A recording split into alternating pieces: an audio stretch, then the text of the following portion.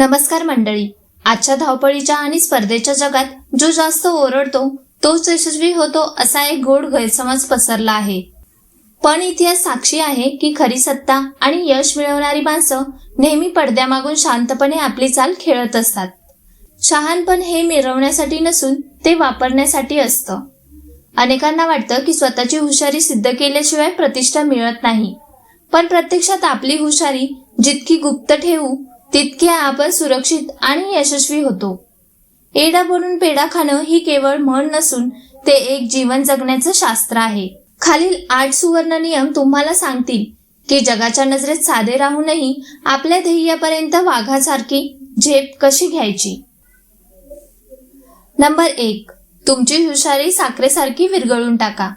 साखर आणि दूध यात गणित कसं असतं? साखर दुधात पडली की ती आपलं अस्तित्व पूर्णपणे संपवून टाकते. ती दिसत नाही, पण दुधाची चव मात्र बदलून टाकते. आपल्या आयुष्यात सुद्धा असंच वागायला हवं. काही लोक उगाच मी किती हुशार आहे असं ओरडून सांगत सुटतात, पण तसं केल्यानं लोक तुमच्यावर जळायला लागतात किंवा तुमच्या कामात खोडा घालतात. त्याऐवजी समोरच्याला वाटू द्या की तोच सगळ्यात मोठा शहाणा आहे आणि तुम्हाला काहीच कळत नाही. जेव्हा तुम्ही स्वतःला कमी लेखता तेव्हा समोरचा गाफील राहतो आणि तुम्हाला विरोध करायचं सोडून देतो. मग तुम्ही शांतपणे तुमची हुशारी तुमच्या कामात ओतायची. तुमचं काम इतकं भारी झालं पाहिजे की निकाल बघून लोकांचे डोळे विस्फारले पाहिजेत. साखरेसारखं स्वतःला अदृश्य ठेवून परिस्थिती गोड करणं यातच खरी मर्दुमकी आणि हुशारी आहे. समोरच्याचा अहंकार सुखावू द्या, पण दिवसाच्या शेवटी पेढा मात्र तुमच्याच खिशात असला पाहिजे. हेच खरं गुपित आहे. नंबर 2. मला काहीच माहित नाही हे सर्वात मोठं शस्त्र आहे. बघा, हा मुद्दा म्हणजे राजकारणातील आणि व्यवहारातील एक लय भारी हत्यार आहे.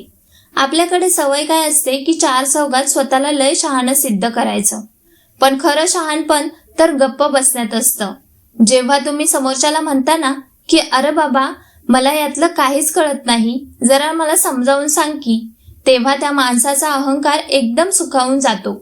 त्याला वाटतं की हा आपल्यापेक्षा कमी आहे आणि मग तो आपल्या मोठ्या अभिमानानं सगळी माहिती, गुपितं आणि खाचाखोचा तुम्हाला सांगून देतो. तुम्ही फक्त ऐकायचं नाटक करायचं, पण आतून सगळा मलिदा गोळा करायचा. समोरचा माणूस तुम्हाला शिकवतोय असं त्याला वाटत असतं, पण खरं तर तुम्ही त्याला न कळू देता त्याच्याकडून सगळं काढून घेत असता. विनाकारण स्वतःची हुशारी मिरवली की लोक सावध होतात, पण एडं बनून राहिलं की लोक आपल्याला मनातलंही सांगतात. न शिकवता शिकणं आणि समोरच्याला पत्ता लागू न देता माहिती काढणं हीच खरी मर्दुमकी आणि बुद्धीची चाल आहे. त्यामुळे तुमचं काम तर होतच, पण कोणाशी वैरही येत नाही. यालाच म्हणतात एडा बनून पेढा खाणं. नंबर 3. प्रतिक्रियेचा दुष्काळ पडा. नंबर 3. प्रतिक्रियेचा दुष्काळ पाडा. प्रतिक्रियेचा दुष्काळ पाडा म्हणजे नक्की काय? तर समोरच्याला तुमच्या डोक्यात काय चाललंय याचा पत्ता लागू न देणे.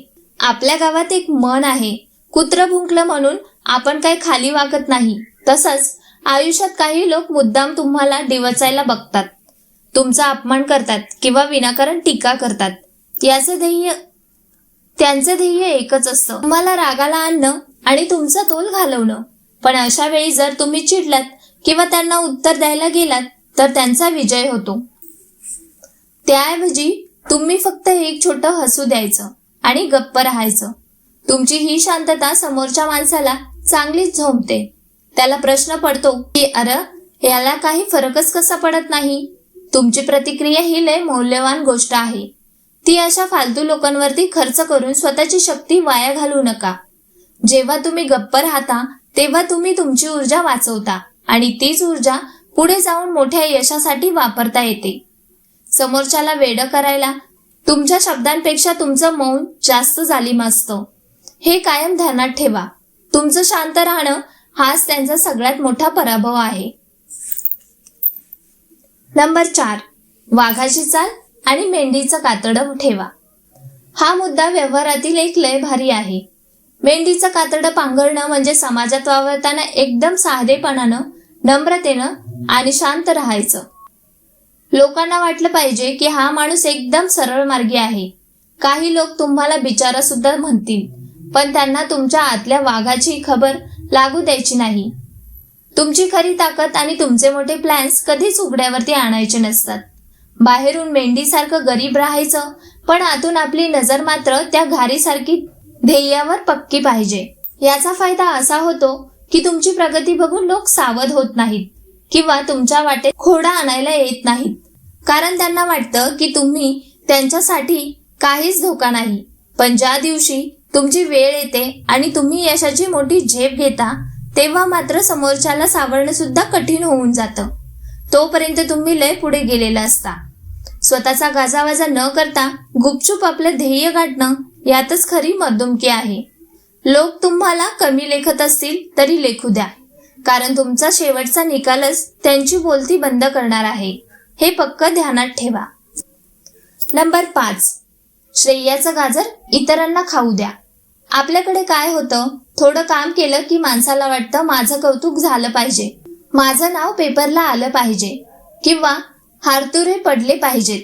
पण एक लक्षात ठेवा, जिथं नाव होतं तिथं शत्रू पण तयार होतात. काही लोक उगाच तुमच्या प्रगतीवरती जळायला लागतात. त्याऐवजी श्रेयाचं गाजर समोरच्याला खाऊ द्यायचं. म्हणजे काय, काम तुम्ही चोख करायचं, पण जेव्हा त्याचे श्रेय घ्यायची वेळ येईल तेव्हा ते दुसऱ्याला देऊन टाकायचं. समोरचा माणूस कौतुकात मग्न झाला की तो तुमच्याबद्दल निर्धास्त होतो. तुम्हाला हारतुरे नकोत, तुम्हाला तो पेढा म्हणजे तुमचा मूळ फायदा महत्वाचा असला पाहिजे. श्रेय दुसऱ्याला मिळालं तरी तुमची प्रगती आणि तुमची मिळकत तुमच्या खिशात असते. हेच खरं गुपित आहे. लोकांच्या नजरेत न भरता आपला प्रोग्रेस करत राहण्यातच खरी हुशारकी आहे. जगाला वाटू द्या की ते जिंकलेत, पण आतून तुम्हाला माहित असतं की बाजी तर तुम्हीच मारली आहे. हारतुरे काय आज आहेत आणि उद्या सुकेल, पण तुमचा फायदा मात्र कायमचा टिकणारा असतो. हे कायम ध्यानात ठेवा.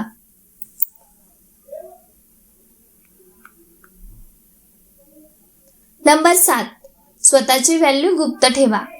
हा मुद्दा म्हणजे आयुष्यातली सगळ्यात मोठी गुपित जपण्याची कला आहे.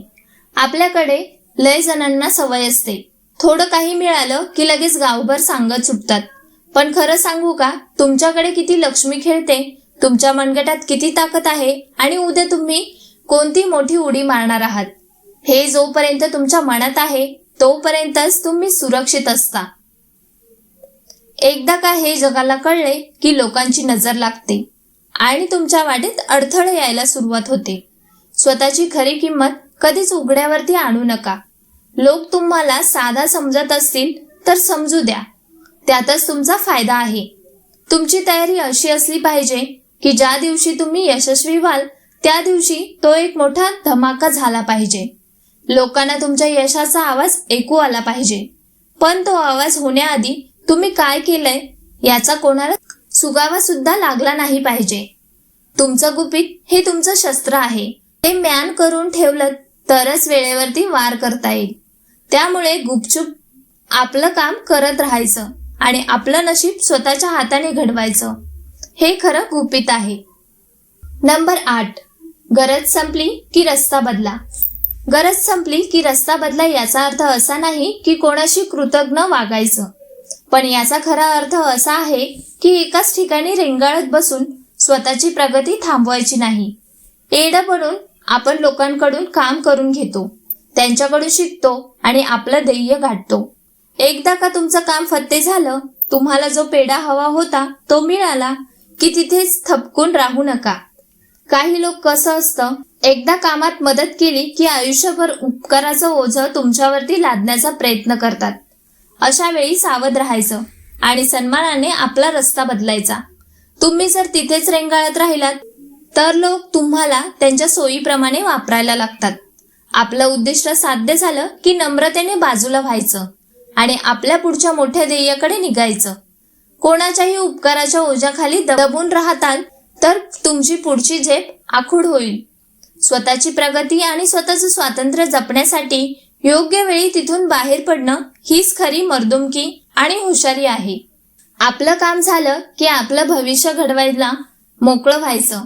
हेच प्रगतीचं खरं सूत्र आहे.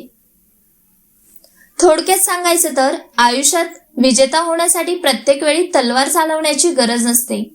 कधी कधी तुमचं मौन आणि तुमची नम्रता तलवारीपेक्षा जास्त धारदार वार करतात.